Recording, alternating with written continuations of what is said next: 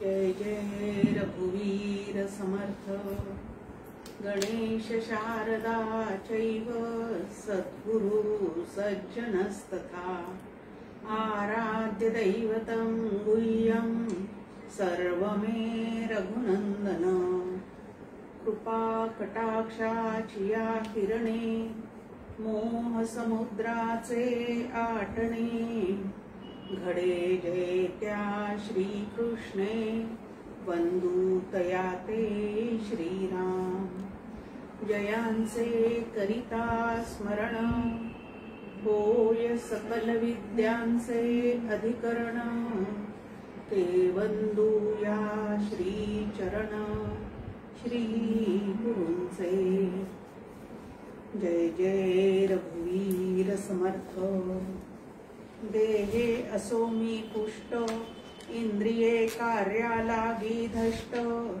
दश प्राण देहीष्ट मार्गी असोत श्रीराम येथे जे जे जाणवे ते ब्रह्मची असे आघवे तेची उपनिषद आळवे परोपरी श्रीराम ते मजलागी मिळावे मजनतये सांडावे ऐसे नि परस्परा असावे सामोरी सदा श्रीराम उपनिषदी जे वर्णिले ते मज पाहिजे लाभले मन आत्मा कारी विरले हेची हवे श्रीराम ओम शांती शांती शांती।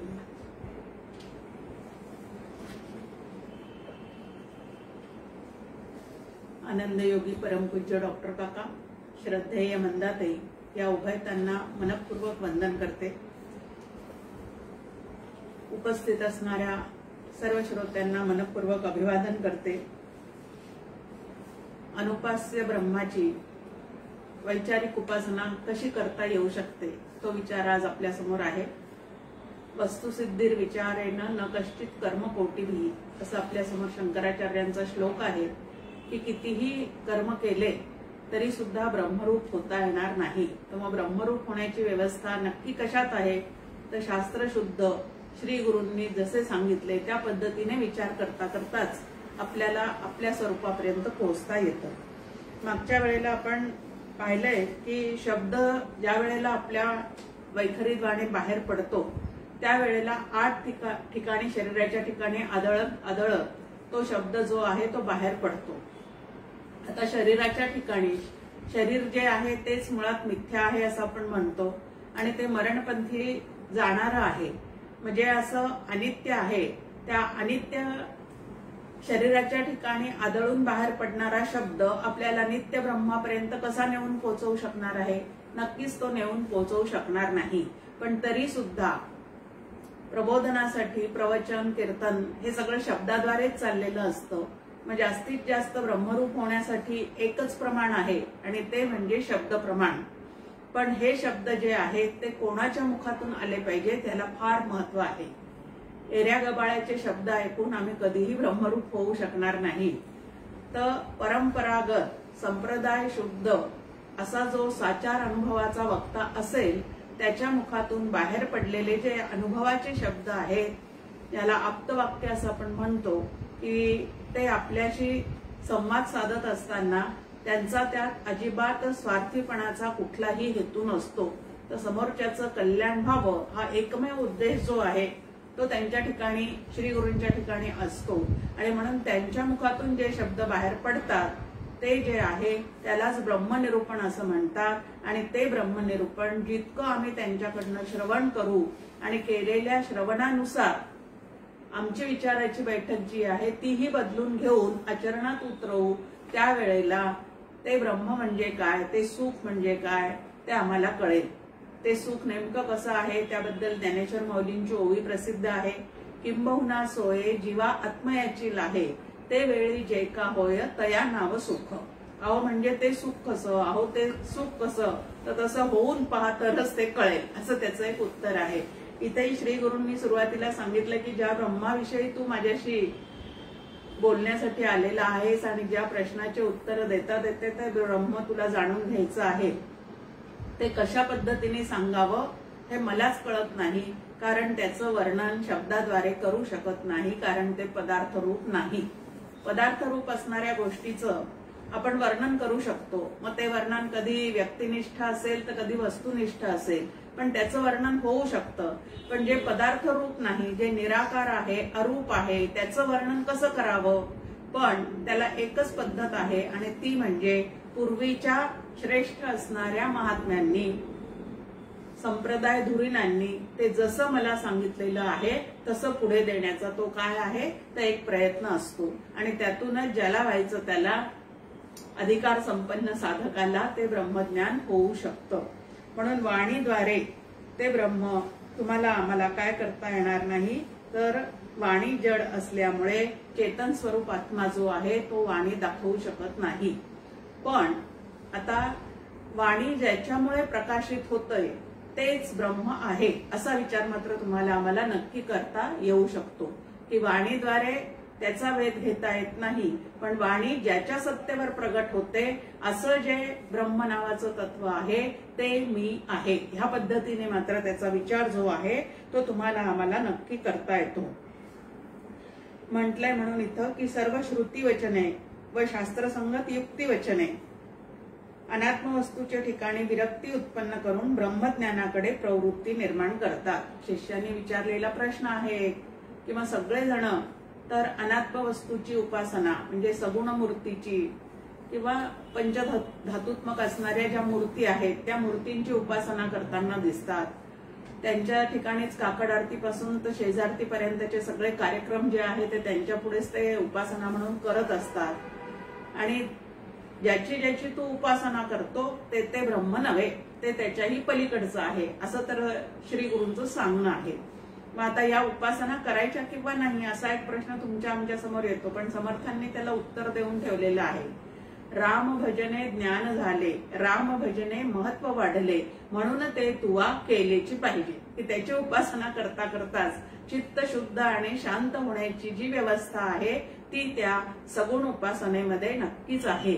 आणि म्हणून ते करता करता जेव्हा अंतःकरणाची शुद्धी आणि शांती होते त्यावेळेला अनुपास्य असणाऱ्या ब्रह्माविषयी चिंतन जे आहे ते करण्यासाठी जी खोली पाहिजे, जी सूक्ष्मता पाहिजे बुद्धीला, ती त्याद्वारे नक्की येत जाते. आणि म्हणून ही उपासना टाकाऊ आहे असं आम्हाला म्हणता येणार नाही, पण नुसत्या कर्मानी आणि नुसत्या उपासनांनी ब्रह्मज्ञान होणार नाही, तर त्याच्या मागे तत्वज्ञानाचा सुद्धा अभ्यास जो आहे तो साधकांनी नक्कीच केला पाहिजे. आता 4 ते 8 असा एक श्लोकांचा इथं गट आहे आणि प्रत्येक श्लोकाचं जे मंत्राचं दुसरं चरण आहे तदेव ब्रह्म त्वं विद्धी नेदम यदीदम उपासते, की ज्याची सर्वजण उपासना करतात ते निर्गुण ब्रह्म नक्कीच नाही असं त्या दुसऱ्या ओळीमध्ये इथं सांगितलेलं आहे. मग आता मन नेमकं काय करतं, तर मन संकल्प विकल्प करतं. आता संकल्प जे आहेत ते तुमचे आमचे सगळे दृश्य जगताविषयी असतात. हे पाहिजे ते पाहिजे, असं असावं तसं नसावं, ह्या पद्धतीचे जे विचार आहेत त्याला संकल्प विकल्प असं म्हणतात. मग हे संकल्प जे आहेत ते सगळे नेहमी तुमचे आमचे कशाविषयीचे असतात, तर नेहमी दृश्य जगताविषयीचे असतात. आणि दृश्य जगत जे आहे ते तर मिथ्या आहे. मग मिथ्या जगताविषयीच्या सारख्या कल्पना करून, सारखे त्या मनाद्वारे संकल्प विकल्प करून आम्ही ब्रह्मरूप होऊ शकू का, तर आम्ही त्याद्वारे ब्रह्मरूप होऊ शकत नाही. मग हे मन सुद्धा तिथपर्यंत पोहोचू शकत नाही. आता मन सुद्धा तिथपर्यंत पोहोचू शकत नाही. कसं पोहोचू शकत नाही, तर मन ज्याच्या सत्तेवर कार्यरत होतं ते तुमचं आमचं मन कल्पना करण्यापूर्वीच त्या ठिकाणी ब्रह्म नावाचं तत्व असतं आणि त्याच्याच सत्तेवर मन जे आहे ते कार्यरत होतं. आत्मा मनाते न कळे जया काम भयादी चाळे, अंतःकरण जे खेळे इंद्रियासह. तुमच्या आमच्या मनामध्ये कशाचे खेळ चाललेले आहेत, तर बुद्धीवर ज्या 3 गुणांपैकी ज्याचा संस्कार दृढ आहे त्या संस्काराप्रमाणे वासना ज्या आतमध्ये निर्माण झालेल्या आहेत त्या मनामध्ये येतात आणि मनामध्ये त्या वासना मग संकल्प विकल्प निर्माण करतात. म्हणजे बुद्धीतल्या वासना, त्याप्रमाणे मिळणारी प्रेरणा, ती प्रेरणा मनाद्वारे नंतर इंद्रियापर्यंत पोहोचते. म्हणजे मन जे आहे ते इंद्रिये आणि बुद्धी माझारलीये संधी असं त्याविषयी म्हटलेलं आहे. या दोन्हीच्या मध्ये ते काय आहे तर ते काम करतं. बुद्धीने केलेल्या खोड्या, बुद्धीत निर्माण झालेल्या वासना आणि त्यांचे विचार जे आहेत ते मनापर्यंत पोहोचून मनातून मग इंद्रियाद्वारे प्रसारित म्हणतात ज्याला आपण, त्याद्वारे ते प्रसारित झाल्यासारखे होतात. आणि बुद्धीने केलेल्या ज्या इंद्रियांनी केलेल्या ज्या खोड्या आहेत त्या मनामार्फत परत बुद्धीपर्यंत पोहोचतात की असं करायला पाहिजे होतं, तसं करायला नको होतं वगैरे वगैरे. तर अंतःकरण जे आहे ते या इंद्रियासह खेळत असतं. मन, बुद्धी, चित्त आणि अहंकार या चारीच्या चारी वृत्ती ज्या आहेत त्या या इंद्रियांच्या बरोबर काय करत असतात ते या जगतामध्ये व्यवहार करत असतात. पण या मनाला, अंतःकरणाला त्यातच व्यापून असणारं जे शुद्ध चैतन्य आहे त्याचा शोध तोपर्यंत लागणार नाही जोपर्यंत ते दृश्य जगतात ह्या पद्धतीने अखंड काय आहे तर खेळत चाललेलं आहे. जोपर्यंत दृश्य जगतात ते खेळतंय तोपर्यंत त्याला ब्रह्मसुख कधीही मिळणं शक्य नाही. बाहेरच्या जगतामध्ये खेळून त्याला आनंद मिळतो की नाही? मिळत नाही असं म्हणू शकत नाही. तो आनंद मिळतो पण तो क्षणभंगूर आहे, अनित्य आहे आणि दुसऱ्या कशावर तरी अवलंबून आहे. आत्मारामाचा आनंद मात्र दुसऱ्या कशावर अवलंबून नसून त्या ठिकाणी माणूस स्वानंदासाठी पूर्ण स्वावलंबी होतो. हे त्याचं काय आहे तर विशेष आहे. आता मन इंद्रियांचे प्रवाही व्यापुनी सर्वदा राही, मन इंद्रिय रूपची पाही जडची असे. की मन या इंद्रियांच्या प्रवाहाप्रमाणे सतत बहिर्मुख होऊन वाहत राहतं आणि त्या मनामध्ये मग 6 विकार जे आहेत ते सतत धुडगूस घालत राहतात आणि त्या विकारांमुळे क्षुब्ध झालेलं अंतःकरण, चंचल झालेलं मन जे आहे ते तुम्हाला आम्हाला आत्मदर्शन कधीही देऊ शकत नाही. आणि म्हणून अर्जुनाने भगवद्गीतेमध्ये प्रश्न विचारलेला आहे की हे मन अत्यंत बलवान आहे, प्रमाथी आहे, सतत बहिर्मुख होणारं आहे, तर मग त्याच्यावर उपाय काय, त्याला स्थिर कसं करायचं? आणि त्याला उत्तर दिलेलं आहे अभ्यासेन तु कौंतेय, की वारंवार वारंवार विवेकाचा, वैराग्याचा अभ्यास केल्याशिवाय, या मनाला शमदमाचं वळण लावल्याशिवाय ते तुमच्या आमच्या उपयोगाला येणार नाही. पाहिलं तर अत्यंत सुंदर उपकरण आहे पण त्याच्या उपयोग करण्याची युक्ती जी आहे ती मात्र संतांकडनं तुम्ही आम्ही काय केली पाहिजे तर शिकून घेतली पाहिजे. वास्तविक पाहता इंद्रिये सुद्धा जड आहेत आणि मन सुद्धा अपंचीकृत भूतांचं म्हणजे अंतःकरणाच्या 4 वृत्ती अपंचीकृत भूतांपासूनच बनलेला असल्यामुळे त्याही जड आहेत आणि जडाला स्वतःचंही ज्ञान नसतं आणि इतरांचंही ज्ञान होऊ शकत नाही असं आपण सारखं पाहतो. या ग्रंथाला, आता ग्रंथ कसा आहे तर जड आहे, त्या ग्रंथाला समजत नाहीये की मला कोण वाचतंय, माझा कोण उपयोग करून घेतंय. मोबाईलमध्ये जरी हे सगळं प्रक्षेपण होत असलं तरी त्या मोबाईलला माहिती नाही की आपल्या ठिकाणी काय चाललेलं आहे, कारण ते कसं आहे तर जड आहे. म्हणून जड असणाऱ्या गोष्टीला स्वतःचंही ज्ञान नसतं आणि इतरांचंही ज्ञान नसतं. म्हणून नुसत्या मनाला आत्मज्ञान होणे शक्य नाही. मग मनाने जे जे जाणणे ते ते जाणणे होय जेणे, तो आत्मा तेगा नेणे अंतरीचा. मग त्या ठिकाणी विचार कसा करायचा आहे तर मनाला ज्याची कल्पना करता येत नाही पण मन ज्याच्या सत्तेवर कल्पना करत राहते ते मी आहे, ह्या पद्धतीने त्याचा सतत विचार करायचा. की जसं वाणीच्या बाबतीत आपण केलेलं आहे की वाणी शब्दाद्वारे त्याला जाणू शकत नाही पण ज्याच्या सत्तेवर वाणी कार्यरत आहे असं जे तत्व आहे ते मी आहे. तसंच या ठिकाणी मनाच्या बाबतीत सुद्धा की मनाने जे जे जाणणे ते जाणणे होय जेणे, की ज्याच्या सत्तेवर हे मनातल्या सगळ्या गोष्टी तुम्ही आम्ही जाणतो, भावभावना जाणतो, मनात निर्माण झालेली श्रद्धा जाणतो, मनात निर्माण होणाऱ्या सगळ्या विकारांचे जे काय पैलू आहेत तेही तुम्ही आम्ही जाणतो. की आता मला राग आलेला आहे, आता मला लोभ सुटलेला आहे, आता मला बरं वाटत नाही, आज मी बेचैन आहे, हे सगळं मनात होणारं जे आहे ते तुम्ही आम्ही नक्कीच जाणतो. पण ते जाणणं ज्याच्या सत्तेवर होतं असं जे आत्मा नावाचं तत्व आहे ते मी आहे असा अभ्यास आपल्याला करायला या ठिकाणी सांगितलेला आहे. तो लपोनी राहे अंतरी, चौदेहाचे कातारी, तर्क मननाची कुसरी न चले तेथे, की ज्ञानेंद्रियांना किंवा मनाने केलेल्या तर्काला सुद्धा आत्मज्ञान होऊ शकत नाही. मग तर्कच करायचा झाला तर तो शास्त्रशुद्ध पद्धतीने करायला शिकलं पाहिजे. कुतर्क करून कधीही ब्रह्मज्ञान होणार नाही, तर्कट बुद्धीला कधीही ब्रह्मज्ञान होणार नाही. आणि म्हणून तुकाराम महाराजांनी विठ्ठलाजवळ प्रार्थना केलेली आहे, तार्किकांचा संग नको, तर्कट असणाऱ्या लोकांचा संग जो आहे तो मला अजिबात होऊ देऊ नको. हा आत्मा कुठं लपून राहिलेला आहे तर चौदेहाचे अंतरी असं या ठिकाणी म्हटलेलं आहे.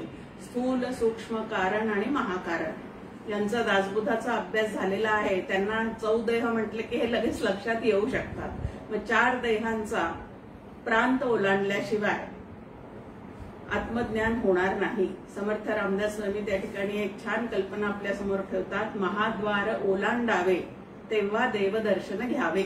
आता महाद्वार म्हटल्यानंतर हे महाद्वार कुठलं, तर जसं आपण एखाद्या मंदिरात जातो, सुरुवातीला बाहेरचं गेट असतं, मग आवार असतं, मग पायऱ्या चढून गेल्यावर एका चौथऱ्यावर ते मंदिर उभं असतं, मग बाहेर एक ग्रिलचा दरवाजा असतो, आत एक लाकडाचा दरवाजा असतो, आणि मग गाभाऱ्यामध्ये ती मूर्ती जी आहे ती त्या ठिकाणी स्थापन केलेली असते.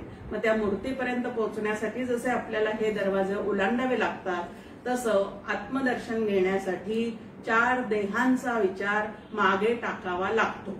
आता 4 देहांचा विचार मागे टाकायचा म्हणजे प्रत्यक्ष, जसं आत्मा पदार्थ रूप नसल्यामुळे प्रत्यक्ष हातात घेऊन पाहता येत नाही, तसं देह नावाची गोष्ट आम्हीच आमच्या ठिकाणी ओरबाडून काढून बाजूला करू शकत नाही. काढून टाकू शकतो का, स्थूल देह काढला आणि बाहेर टाकला, जसं कपडे फेकून देतो त्याप्रमाणे हे फेकून देता येईल का आपल्याला स्थूल सूक्ष्म देह. मग काय आहे तर विचाराने, जसं कठोपनिषदामध्ये आपण पाहिलेले आहे की इंद्रियांपेक्षा मन सूक्ष्म, मनापेक्षा बुद्धी सूक्ष्म, बुद्धीपेक्षा महत सूक्ष्म आणि महतपेक्षा सुद्धा आत्मा नावाचं तत्व जे आहे ते अत्यंत सूक्ष्म, अत्यंत व्यापक आहे. आणि तिथपर्यंत जर पोचायचं असेल तर इंद्रिये म्हणजे मी नाही, मन म्हणजे मी नाही, बुद्धी म्हणजे मी नाही, असं करत करत त्यांचा विचार मागे टाकत आत्मा म्हणजे मी आहे, ज्याच्या सत्तेवर या सगळ्यांचा अनुभव येतो, पण ज्याच्या ठिकाणी याचा कुठल्याही गोष्टीचा स्पर्श होत नाही, असं जे तत्व आहे ते मी आहे.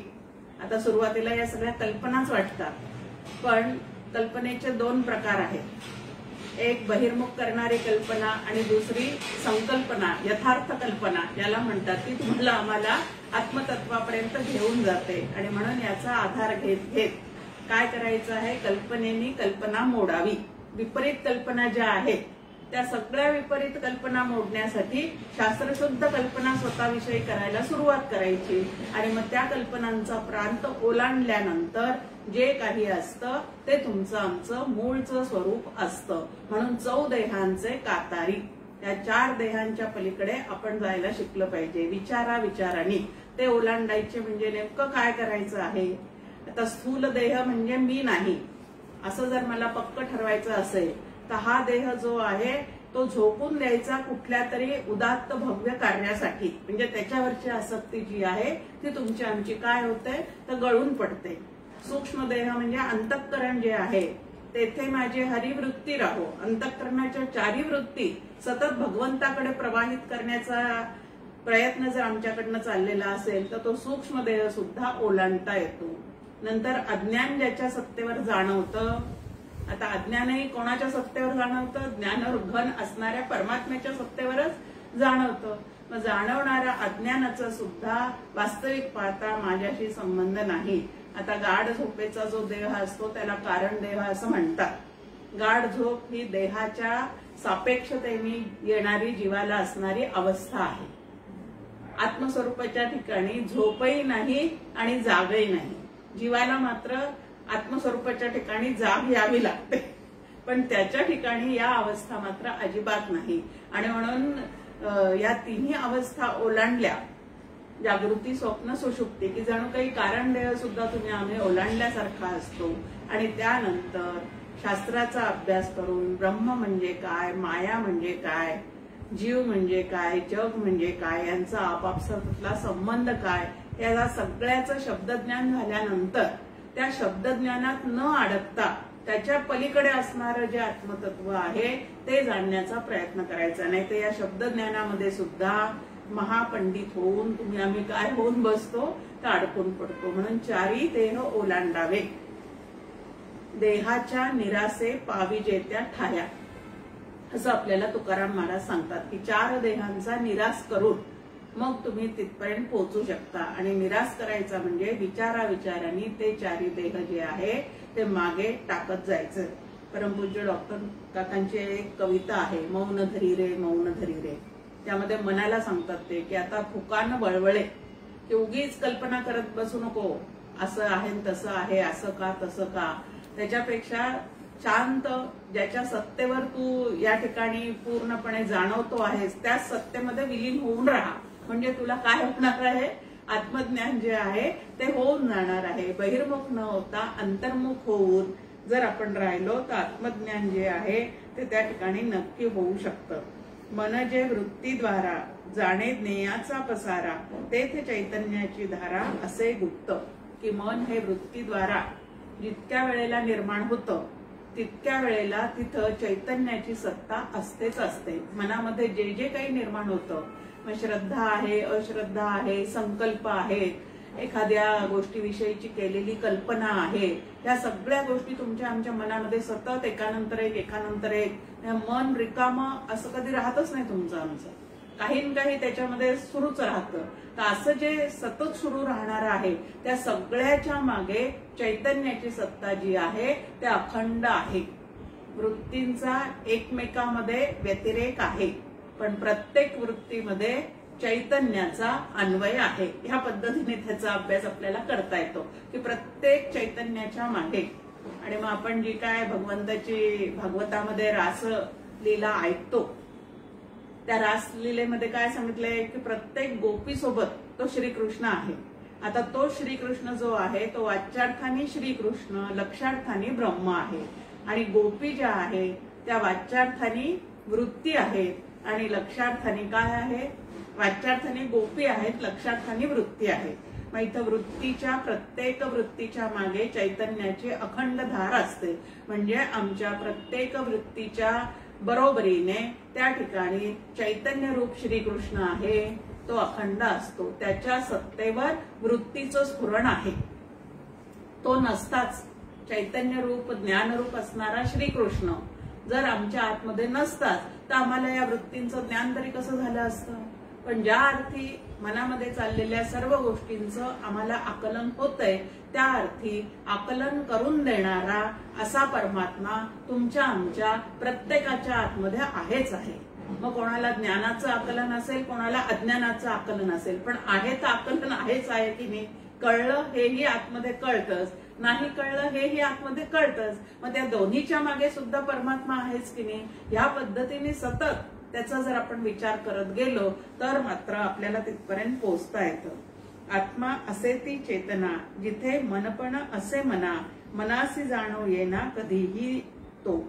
तर ती चेतना जी आहे ती मनाला जाणवत नाही पण मन मात्र त्या चेतनेच्या सत्तेवर कार्यरत असतं. आणि म्हणून आपल्या समोर प्रार्थनाच ठेवलेली आहे की जिथं जिथं माझं मन जाईल तिथं तिथं सद्गुरु राया तुझे चरण दिसू दे. की मन जिथं जिथं कल्पना करेल तिथं तिथं ते तत्व आधीपासूनच आहे. कारण ब्रह्म नावाचं तत्व सर्वव्यापी आहे आणि मन मात्र आमचं कसं आहे त्या त्या पदार्थाला व्यापून राहतं आणि परत तिथून दुसऱ्या ठिकाणी जातं. याप्रमाणे चंचलतेने वागतं. एक उदाहरण दिलेलं आहे इथं, ते म्हणजे गर्भाशयात असणारा जो गर्भ आहे तो आपल्या आईला जाणू शकत नाही कारण तो तिच्या पोटात असतो. तसं तुम्ही आम्ही सगळे त्या चैतन्याच्या पोटात आहात. म्हणजे आत बाहेर आपल्या काय आहे तर ते चैतन्यच आहे आणि म्हणून आपण त्याला मनानी इंद्रियांनी जाणू शकणार नाही. ज्या वेळेला या सर्व गोष्टींपासून आपण वेगळे होऊ. आता तो गर्भात असणारं बाळ जेव्हा जन्म होऊन बाहेर येतं त्यावेळेला ही माझी आई म्हणून जाणतं. तसं या मनातल्या चाललेल्या सगळ्या खोड्यांपासून बाजूला व्हा म्हणजे मी कोणाच्या सत्तेवर काम करतो ते तुम्हाला आम्हाला काय होईल तर लक्षात येईल. वृत्तिगा करणद्वारे अजून एक उदाहरण दिलेलं आहे की समजा एखादा तंबोरा आहे त्याला तारा जोडलेल्या आहेत आणि त्याच्यावर काय पडलेलं आहे तर एखादा म्हणजे चेतन कोणी तो छेडलेला नाही, पण एखादा त्याच्यावर दगड खडा पडला तरी सुद्धा त्याचा आवाज त्या ठिकाणी ध्वनी निर्माणच होतो. पण या ठिकाणी आवाज निर्माण झाला हे कळण्यासाठी कोणतरी चेतनच लागतो की नाही. त्याला तो आवाज कधी कळणार आहे का? कधीच कळणार नाही. मग जेव्हा तार ना कुणी छेडी तव नाद देतसे दडी, ना स्वर नाही गोडी अडगळ असे. किती तार कोणी छेडली नाही तरी सुद्धा त्याच्यातून ध्वनी बाहेर पडत नाही. पण अचानक त्याच्यावर काहीतरी पडून जर ध्वनी निर्माण झाला तर तिथं जाणणारा कोणी नसेल तरी सुद्धा त्या ठिकाणी उपयोग नाही. मग त्या ठिकाणी जाणणारं कोण आहे तर चेतन नावाचं तत्व जे आहे त्याच्या ठिकाणीच हे काय आहे, सगळ्या गोष्टी घडू शकतात. आणि म्हणून ते चेतन तत्व मी आहे असं सातत्याने अभ्यास आम्ही केला पाहिजे, जडाशी तादात्म्य न पावता. आता जडाचा पसारा किती आहे तर स्थूल देहापासून तर महाकारण देहापर्यंत, कारण महाकारण देह सुद्धा शब्दरूपच आहे. म्हणून तिथपर्यंत काय आहे तर जडाचा पसारा आहे. आणि जडाचा पसारा पूर्ण मागे सारल्याशिवाय चैतन्याचा अनुभव येणं शक्य नाही. मग जडाचा जो जो अनुभव आम्हाला येत चाललेला आहे तो चैतन्याच्या सत्तेशिवाय नाही असं ठरवत गेलं की आपल्याला तिथं पोहोचण्याची काय होऊन जाते तर व्यवस्था होऊन जाते. चैतन्य आत्मरूप असून त्या चेतनेमुळेच मनाला मनपण असल्याने मन आत्म्याला कधीही जाणू शकत नाही. मग मन काय करायचंय तर मन सगुणाच्या ठिकाणी पूर्णपणे रममान केलं की मनाचा मनपणा संपतो. आणि तिथं मनाचा मनपणा संपला की मग जे काही होतं त्याला निर्गुणाचा अनुभव म्हणतात. मग आता सगुणाचे आधारे निर्गुण पाविजे निर्धारे या पद्धतीने तुम्हाला आम्हाला तिथपर्यंत जाता येतं. आता वाणीद्वारे ते जाणू शकत नाही, पण वाणी त्याच्या सत्तेवर चालते. मनाच्या द्वारे त्याचा तर्क करू शकत नाही, पण मन ज्याच्या सत्तेवर कार्यरत होते ते आहे. त्याचप्रमाणे आता पुढचं आपल्या समोर आहे की प्राण नावाचं जे तत्व आहे. आता आपल्या समोर एक दिलेलं आहे की वायूच्या बरोबरीने सुगंध इकडून तिकडं किंवा कुठलाही सुगंध असेल दुर्गंध असेल इकडून तिकडं पसरला जातो. तो चेतन असणाऱ्या सचेतन असणाऱ्या जीवात्म्याला त्याचा वास नक्की येतो. आता तो वास येत असताना त्याच्या नासिकाग्रामध्ये प्राणाचं चलनवलन चाललेलं असतं. मग तो वास त्या प्राणाला येतो का म्हणजे नुसत्या वायूला येतो का? आता नुसता वायू सुद्धा कसा आहे शेवटी जड आहे. आणि जडाला तर काही कुठल्याच गोष्टीचं ज्ञान होऊ शकत नाही, कारण त्या ठिकाणी अंतःकरणच नाही. आणि म्हणून इथं म्हटलंय की नाकातून प्राणरूपाने जी वृत्ती बाहेर पडते ती सर्व गंधांना जाणते, परंतु ती प्राणमय असूनही आत्म्या वाचून निरुपयोगी आहे. म्हणजे चेतन नावाचं तत्व आत्मा नावाचं तत्व तिथं नसतं तर सुगंध दुर्गंधाचं ज्ञान सुद्धा जीवाला कधीही झालं नसतं. मग प्राण सुद्धा स्वतःच्या सत्तेने काही करत नाही, तर त्या प्राणांच्या मागे सुद्धा म्हणजे सर्व इंद्रियांच्या मागे त्या आत्म्याचीच शक्ती काय आहे ठेवलेली आहे. म्हणून आपल्या समोर तो तक्ता करून विचारसागर रहस्यामध्ये दिलेला आहे की इंद्रिये त्यांचे देवता, प्रत्येक इंद्रियाला एक एक देवता, आणि त्या देवतांना सुद्धा कोणाची सत्ता आहे तर परब्रह्माची सत्ता आहे. मग आता या सर्व देवता सुद्धा कशाच्या माध्यमातून त्या इंद्रियांच्या माध्यमातून जरी त्या गोष्टीचं ज्ञान करून घेत असल्या तरी सुद्धा त्यांना स्वतःला ते होत नसून आत्म्याच्या सत्तेवरच त्यांना ते ज्ञान होतं. आता पहिल्यांदा जे 4 प्रश्न विचारलेले होते की कोणाच्या सत्तेवर हे सगळे आपापली कामं करतात, ते प्रश्न आपण पाहिले की मन कोणापासून प्रेरणा घेऊन कामना युक्त होऊन आपल्या विषयामागे जाते. त्याचं उत्तर काय आलेलं आहे? मग आता आत्म्याच्या सत्तेवर अंतःकरणाच्या वृत्ती कार्यरत होतात आणि आपापल्या विषयांच्या मागे धावतात.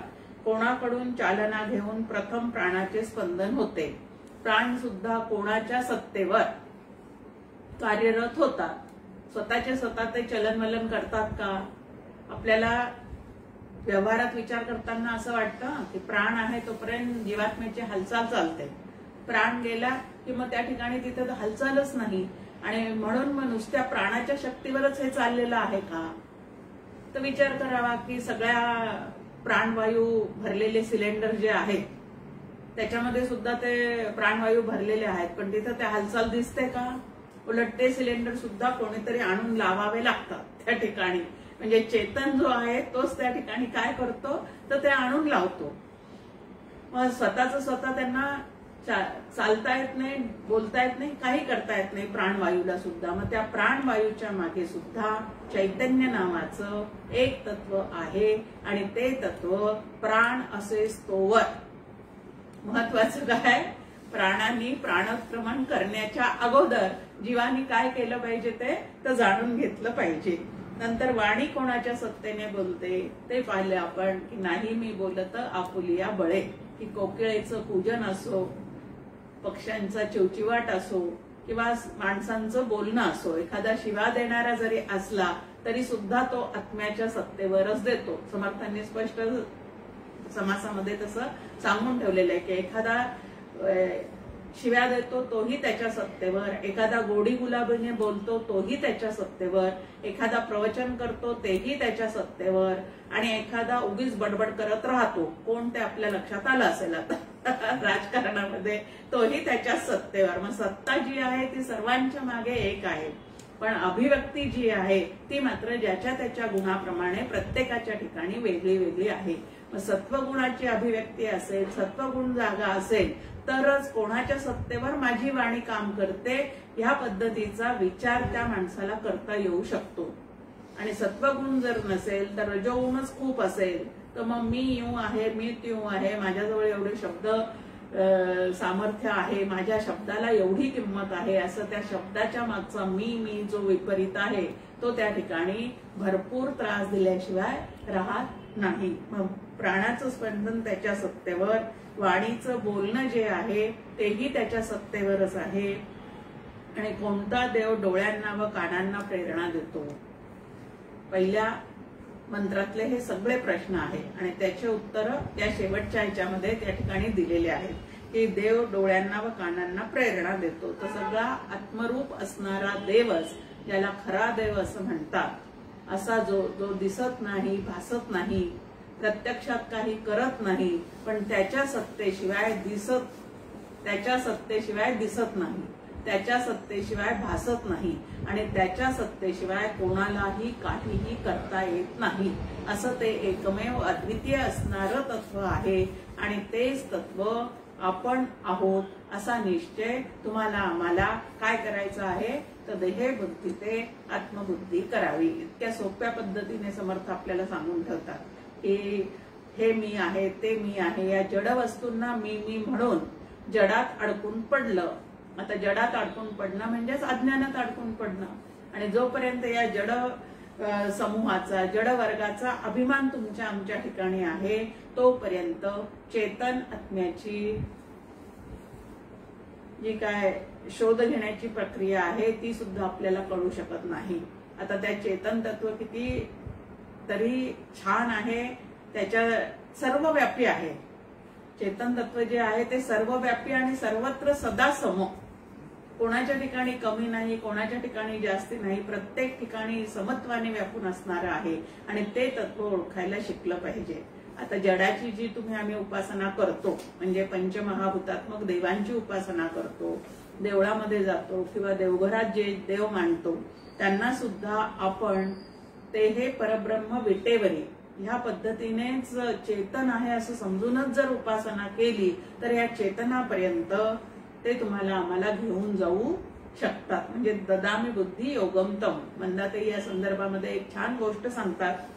त्या म्हणतात तुमच्या आमच्या सारखाच एक प्रापंचिक अत्यंत या प्रपंचातल्या घडामोडींनी उदासीन झालेला, त्रागा करणारा, आता प्रपंच सोडून द्यावा असा मनात म्हणजे वैराग्य वगैरे काही निर्माण झालेलं नाही पण उद्वेग निर्माण झालेला आहे, त्या पद्धतीचा एक कोणी गृहस्थ असाच रस्त्याने जाता जाता त्याला एका मंदिरामध्ये कीर्तन चाललेलं आहे असं काही शब्द कानावर येतात आणि थोड्या वेळ इथं आपण बसलो तर आपल्या मनाला काहीतरी शांती मिळेल असं म्हणून त्या देवळामध्ये तो जातो आणि कीर्तन ऐकतो.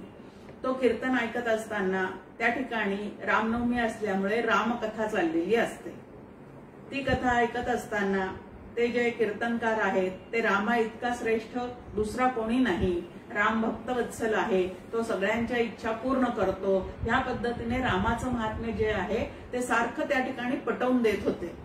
आता रामाचं महात्म्य ते कानावर ऐकता ऐकता आपल्याला या सर्व दुःखातून आता रामच बाहेर काढणार आहे असं त्यांच्या मनाने घेतलं आणि घरी जाता जाता आपण छान रामाची मूर्ती घेऊन जाऊ असं म्हणून एक सुंदर रामाची मूर्ती तो घेतो आणि घरी घेऊन जातो. घरी गेल्यावर एका पूर्वीच्या काळी पहा भिंतीला मोठे मोठे कोनाडे असायचे.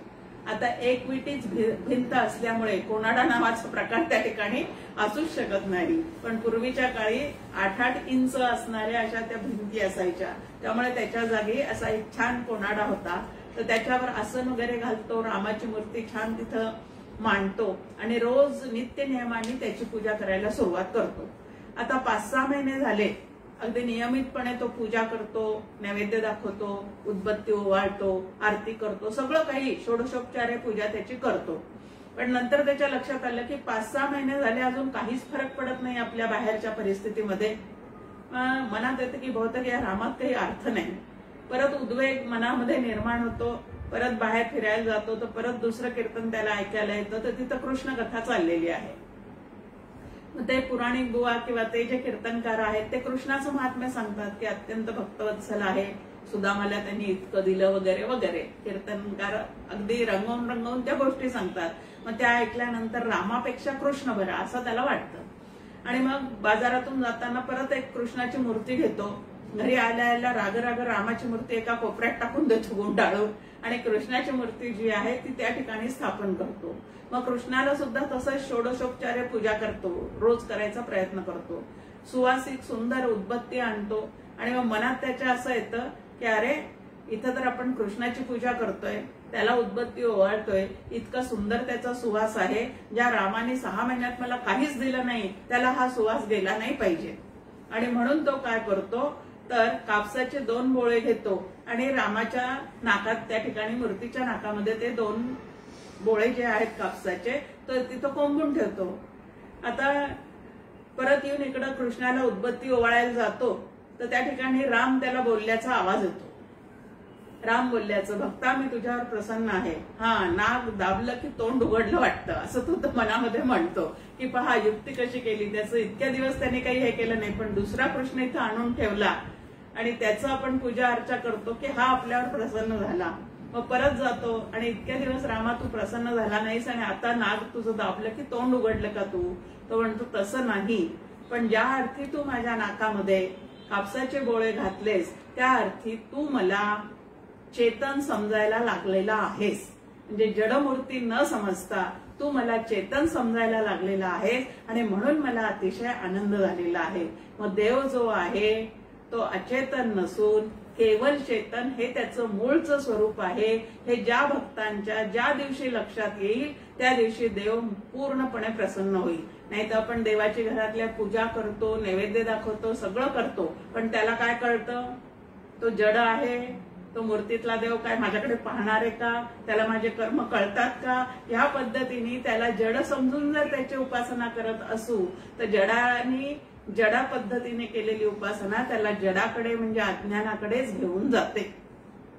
आणि भगवंताला चेतन समजून केलेली जी उपासना आहे ती कधीतरी तुम्हाला आम्हाला आपलं स्वरूप केवळ चेतन आहे इथपर्यंत आपला भाव विकसित करण्याचं सामर्थ्य जे आहे ते या पद्धतीने आपल्या समोर त्या गोष्टीच्या द्वारे मंदाताईंनी सांगून ठेवलेलं आहे. मग आपल्या देवाला कधीही अचेतन समजायचं नाही. पण मानवी स्वभाव इतका विचित्र आहे ना, माणसाने माणसावर प्रेम करण्यापेक्षा अचेतन जमवलेल्या गोष्टीवरच तो जास्त प्रेम करतो.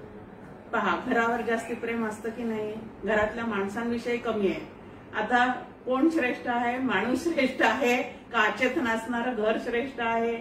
पैसा श्रेष्ठ आहे का माणूस श्रेष्ठ आहे? पण पैसेवाले लोक पैशावरच जास्ती प्रेम करतात. आता 4 व्हीलर आपण घेतो, 10 लाख 12 लाख अशा त्याच्या किमती असतात.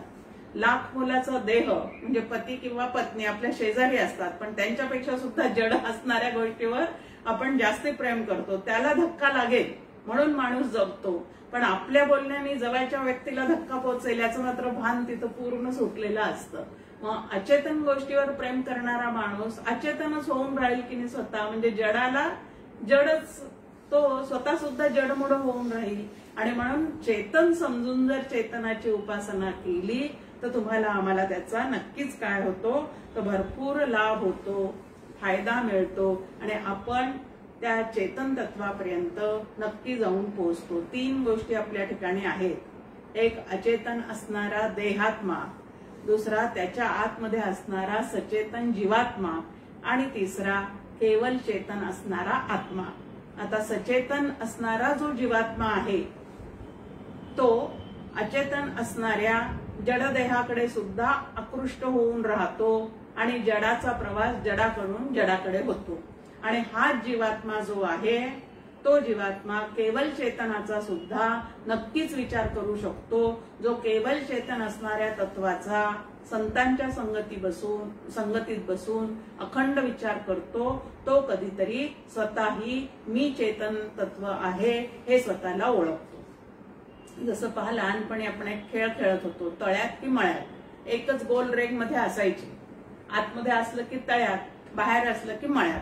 फक्त मधल्या एका रेघेमुळे तसे 2 भाग पडलेले आहेत. तसा हा सचेतन जीवात्मा जो आहे ना तो मधल्या रेघेवर आहे.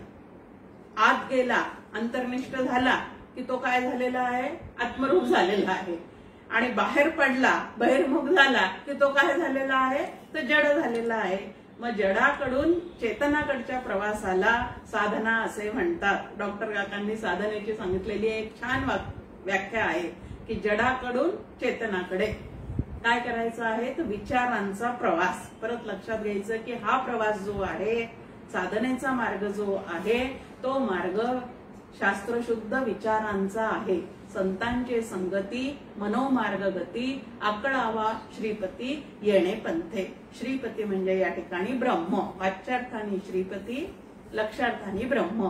आणि त्या ब्रह्माचं स्वरूप जाणून घ्यायचं असेल, त्याच्याशी आपल्याला पूर्णतः एकरूप होऊन राहायचं असेल तर आपल्याला शास्त्रशुद्ध पद्धतीने चिंतन करण्याची सवय लावून घेतली पाहिजे.